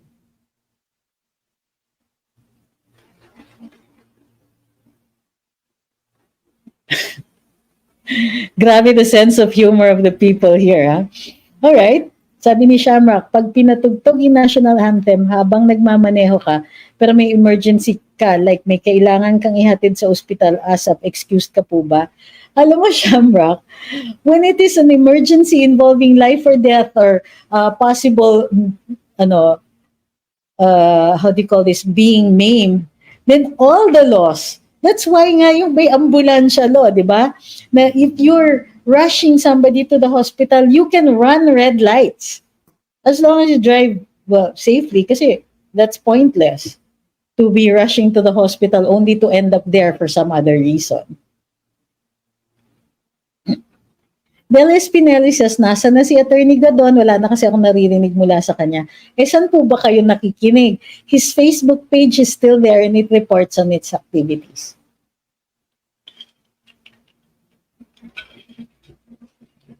Sabi ni Sir Yi, guys, like this live naman para naman tumaas ang viewers pa. Sabi ni Nino, do you think harbingers of pulvera really foreshadow ang incoming ouster or coup? I don't think that if any change like that is going to occur, that it would be something that we foresee. These things happen in secret, at least in recent memory. Do you agree that the HOR took away the rights of Ka Eric and Ms. Badoy? I think they disrespected their rights, yes, and violated them. Sabi ni user 517-430-5811074. Yeah, sometimes it's rude kasi to cut off a name. I'm kidding. Sabi niya, allowed ba taasan ng Congress yung request ng presidente o dapat equal lang sa hinihingi? Actually, the Constitution says hindi pwedeng mas mataas. Sabi ni Blanca, do you think democracy makes Philippines a great country? That one is a tough one. I am really not sure about that. Some countries kasi, they go through dictatorships, they go through monarchies and so on, and then come out at the end of it with a democracy that is more or less equitable. So, I don't know. Parang minsan, I think the country needs to go through more realizations, kumbaga. MS Apparel says, who has the power to change the saligang batas? I like how you said that. All right. The people, actually, there are 3 ways of changing the Constitution: through People's Initiative, through Constituent Assembly, and through Constitutional Convention. So, the people will ultimately vote on that. But the persons who propose the amendments can be the Congress sitting as a Constituent Assembly, the current Congress, or a Constitutional Convention where we elect people to specifically propose changes for that. There's no such thing as too much democracy. Sabi kasi ni Christopher Yu, too much democracy becoming more nonsense discipline. Actually, what you're saying is that actually, that's wrong on any end. There's no such thing as too much democracy, because what is the definition of democracy? Let me be precise about that. Democracy definition. Democracy is defined as, sorry, internet is slow, a government by the people exercised either directly or through elected representatives, where the common people are considered the primary source of political power. So when you say a democracy, it means that we are the ones who, the power emanates from the people, and that's in our Constitution. So, no. I don't think that democracy is the death of us. I think that it's fair that we have a democracy, that the voice of the people is followed, because the opposite of that is that power comes from the rulers, and they will be our rulers forever if that happens. So, What is my take, sabi ni RPM, on federalism?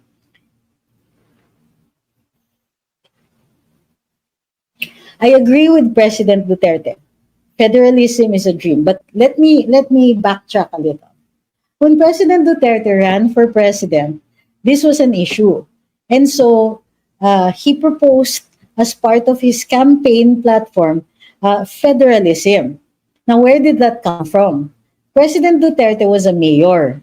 And as such, most of the people who supported his candidacy were local government officials. In fact, naalala nyo yung unang State of the Nation niya? What were the first things that he said to Congress? Palakpak kayo dyan. Tumakbo akong presidente, wala sa inyong sumuporta sa akin, isa o dalawa lang. So he had to rely on the LGUs. Now these mayors and councilors, gusto nila ipasok itong federalism kasi they needed more power. Mayroon na tayong local government code, and that was supposed to bring us towards ultimately to a federalist republic. Now, bakit hindi pa tayo nagiging federal? Even if andyan na yung mga steps, di ba? May local government code. Maraming devolved functions from the national government. I think primarily is that we're not ready. Kasi there are areas that are not developed enough. There are areas that are vulnerable to insurgency. And the existence of an insurgency is a guarantee of secession. Okay? Yun yung sinasabi, and this is everything I'm saying, came from President Duterte, ha? So, ang daming, what about warlordism? What about, balkanization?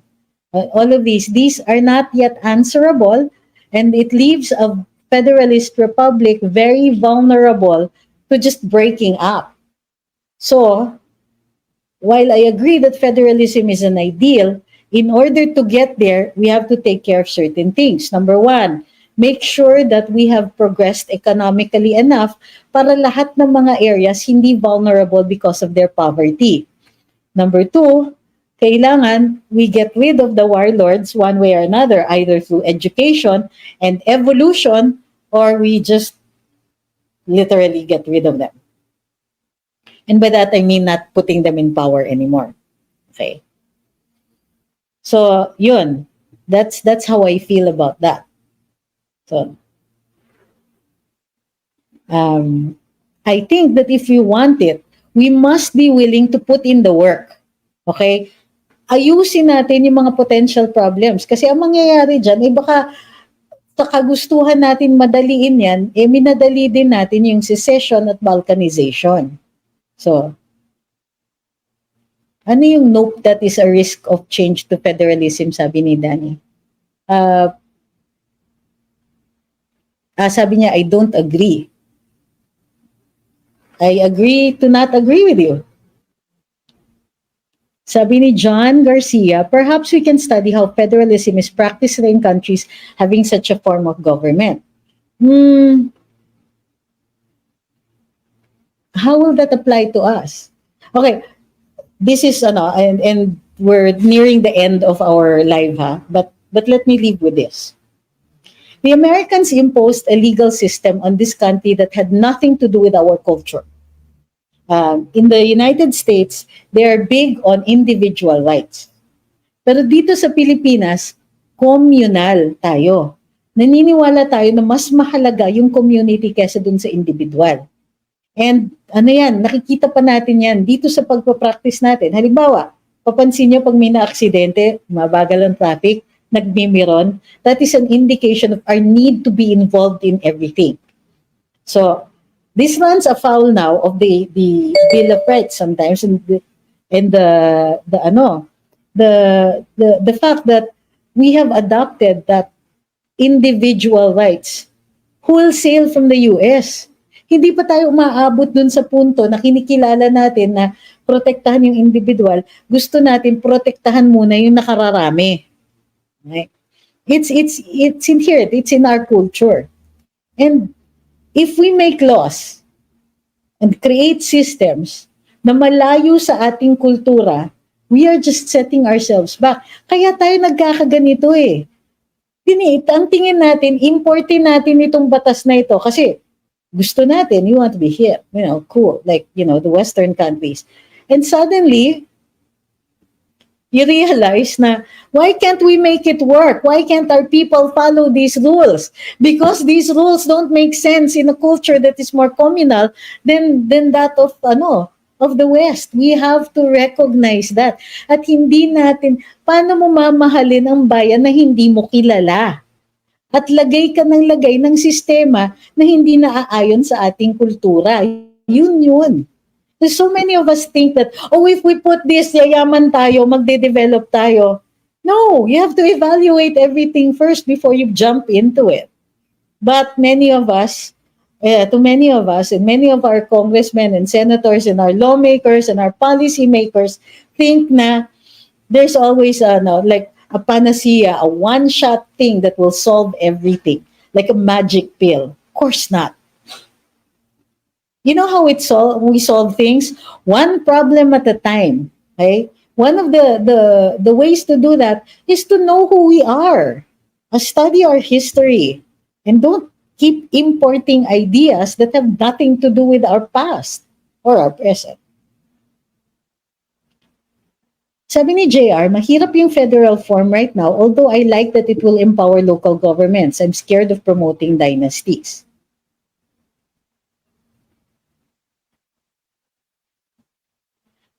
Danny, I think you really need to speak in complete sentences. Sabi mo, no ma'am, I think they don't observe.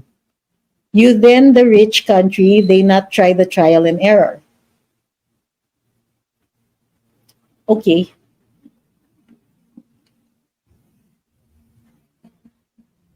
So, yun. Okay. So, just to recap what we were talking about for the almost 2 hours that we have been online, and I apologize if medyo napapagod na kayo.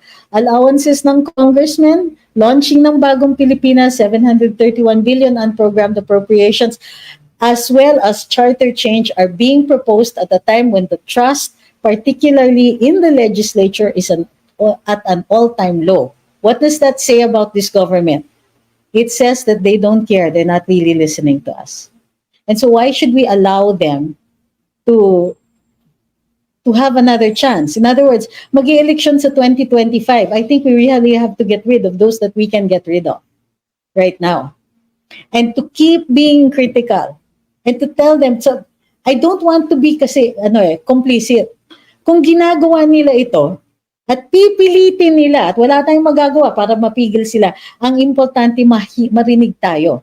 And let's put it on record na, sir, ma'am, sorry po, pero hindi kami naniniwala sa inyo.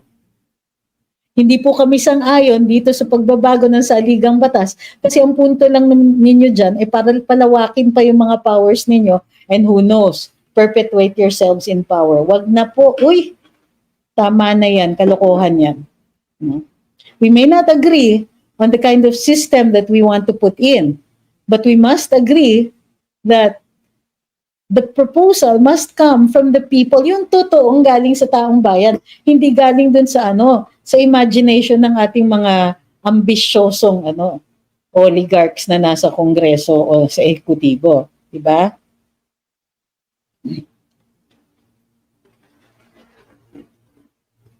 Hindi pa po. Sabi ni Shamrock, congrats sa pagkapanalo sa pagbawi ng suspension ninyo. Welcome back sa pagiging attorney. Hindi po ako kahit kailan tumigil sa pagiging abogado, Shamrock. May lumabas supposedly na order of suspension and I filed a motion for reconsideration. The Supreme Court took that into consideration and they're asking the respondents, the other parties to comment. So, in other words, hindi nila inimpose yung suspension and they agreed that they have to take a look at it again. And in order to take a look at it, they have to get the opinion of the other parties involved. So sa madaling sabi, that order is stayed. I am not suspended. Okay? And when you're suspended, you're still a lawyer. So never po ako natanggal sa pagka-abogado. So if somebody tries to say otherwise, then that would be libelous. Okay? I think if the, sabi ni Blanca, I think if the people and government officials get along, we can make Philippines a great country. Oh no, ma'am, that's not how the Constitution works. The Constitution is built or instituted on the premise that the people should not trust our government because we put a lot of power into their hands. We even give them people who can carry guns and use those guns. And those guns can be pointed at us if we do not keep being suspicious of our government. That's how it works. We are the ones who put the brakes on that. That's why the Bill of Rights are written to prevent the state from violating our rights. The Bill of Rights is there to stop government, not private people. Okay? So, no, we are not required to get along with our government. We are supposed to question our government. That's how it works. Right. Sabi ni Nino, do you think even Aimee closes her eyes at the end of the day, she could be with her? You know, to be fair with Aimee, I know that she has been critical. Ay, kasi umuupo siya sa karambola and I know for a fact, first-hand information is that she's critical of the agriculture policies. She's critical of so many things in this government, but she remains critical of policies. And that's what she says. Okay, so I think that if we're going to say something about her, we also have to be fair. Whether or not we should trust her later on when something earth-shaking happens, well, let's deal with that when it happens. Di ba? Kasi ganito yun eh. Aabot tayo dun sa punto na kakailanganin natin lahat ng mga kakampi natin to stand together. Politics and changing our government, changing how things are run, that's a numbers game. We need to be able to convince people that this has to change. Pero kung kukunti lang tayo, hindi yan magbabago. So wag tayo gawa ng kalaban. Kung kaya natin na let's agree at least on these basic principles, kahit hindi tayo nag-agree on other things, then I think that is how this is we can make this work. We can be heard by the president and he can be made to understand dahil ang dami natin, Mr. President, you're doing something wrong. Diba? Huwag tayong gumawa ng kaaway, gumawa tayo ng mga kampi. That's how it works. Okay?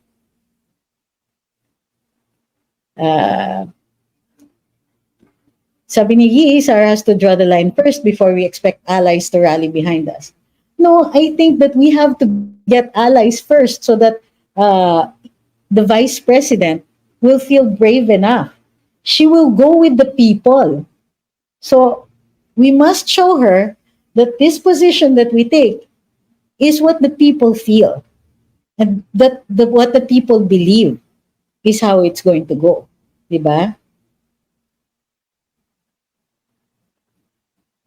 Okay, so yung iba, wag naman po kayong magtanong ng mga napaka-personal na mga tanong. We're talking about public matters here, public interest.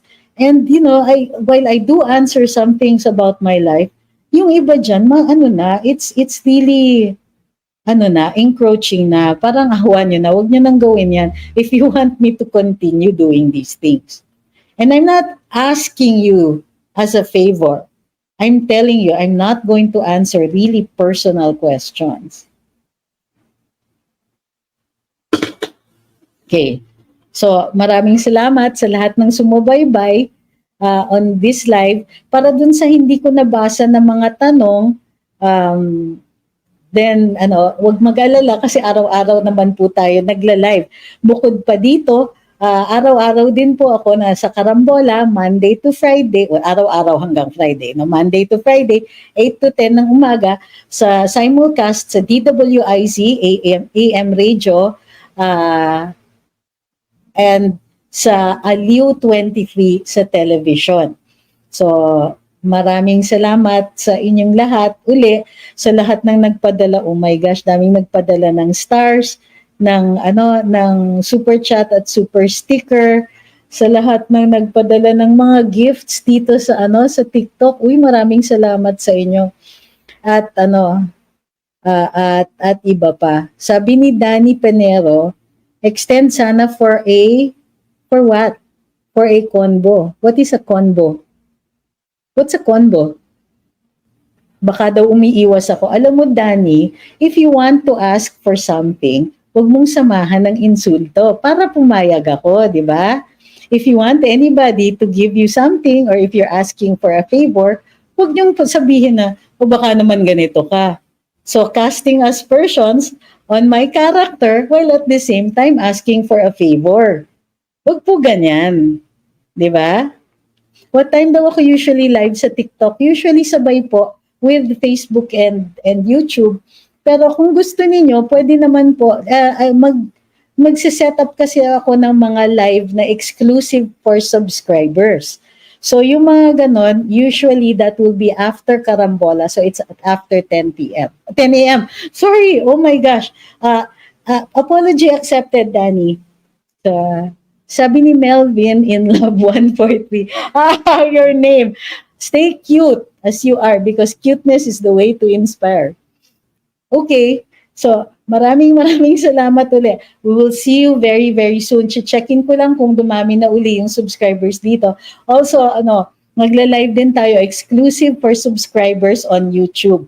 Siguro mga once a week yan, but we will announce them beforehand. So maraming salamat and I hope everybody has a good night. We will see you tomorrow. I hope everybody who are on the other end of the world have a good day. Uy, tandaan ninyo ha, please stay well, everybody. Please mind your health because your country needs you, especially nowadays. Okay? See you soon. Bye-bye.